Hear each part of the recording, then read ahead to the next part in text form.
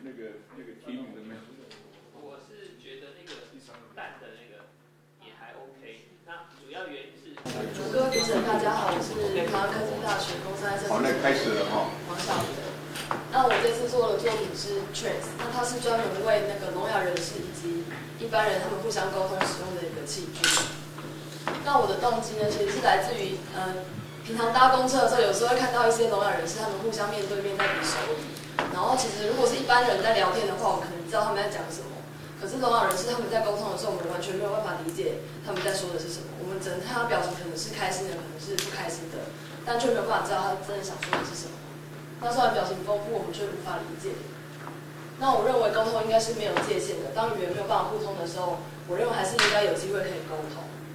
所以我的概念就是，把手语转换成文字，然后文字转换成声音。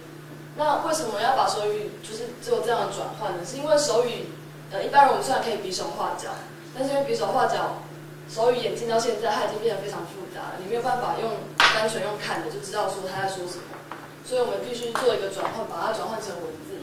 那文字的话，其实一般人聋哑人是可以透过 MSN 或 Facebook， 甚至用书写的方式跟一般人沟通。但那样它中间就会有一个介质，那介质就是电脑本身或者是纸张本身，它没有办法跟人面对面沟通。所以就转换成用一般人沟通的方式，是用声音的方式去做沟通。那我最终的目的就是希望可以达到不同的语言，但是相同的沟通。那针对使用者方面，因为我的族群就是比较限定，所以就针对在聋哑人士这一块上面。那不管是聋人或者是哑巴，他们可能有的听得到，有的听不到，他们都必须使用手语这个语言去做，就是跟别人沟通。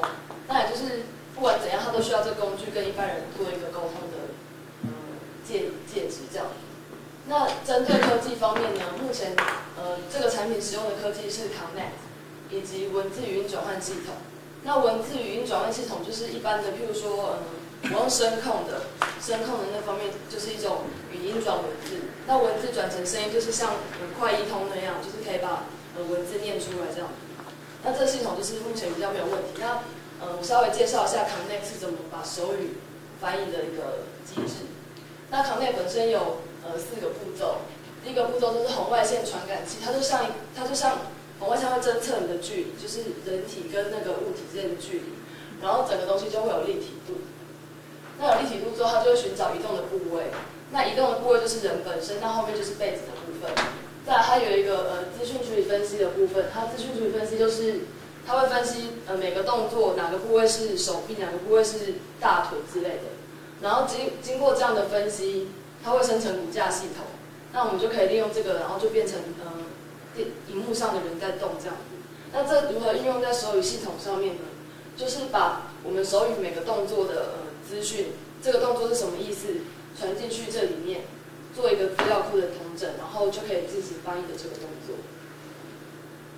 那我的使用情境是希望聋哑人士透过手语，然后经过 Trace 这样产品转换成文字跟语音的方式，然后给一般人知道，然后一般人再透过声音的方式转换成文字，然后达到一个沟通的一个循环。然后情境就会像是这样子，他们就是可以坐着面对面互相沟通。那如果他们没有桌子的时候，也是可以有一般人拿着，然后跟老师进行沟通。那接下来这里是一段影片。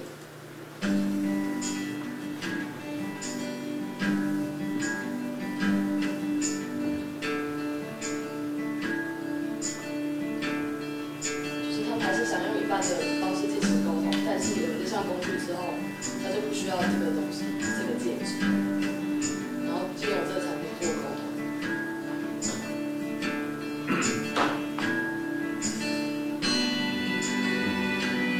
然后就会对他说话，然后就会直接翻转成文字，然后就是互相沟通这样。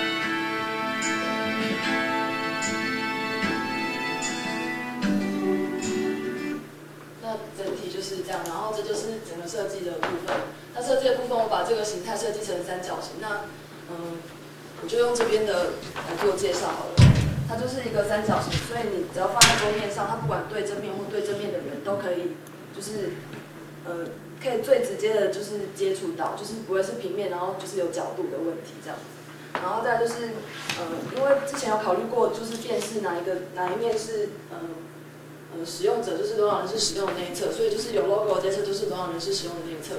然后这里会有3个 sensor， 然后这里就是开关，这也是开关的部分，然后这也是充电的部分，然后另外一面就是一般人使用的部分。然后它有一个 speaker， 然后跟一个那个麦克风，就是一个是扩音，一个是收音，然后可以进行转换，然后一样会有荧幕显示说这是什么，就是双重显示，就对，有语音跟文字这样双重显示，对。然后接下来就是一些图片，然后这就是一个介绍。然后针对这部分的话，这就是 Connect 那个技术的3个摄影机，然后中间那个摄影机是 RGB camera， 然后另外2边是针对深度做一个测量的一个 sensor。然后这就是一个使用的情境，然后产品本身，以上是。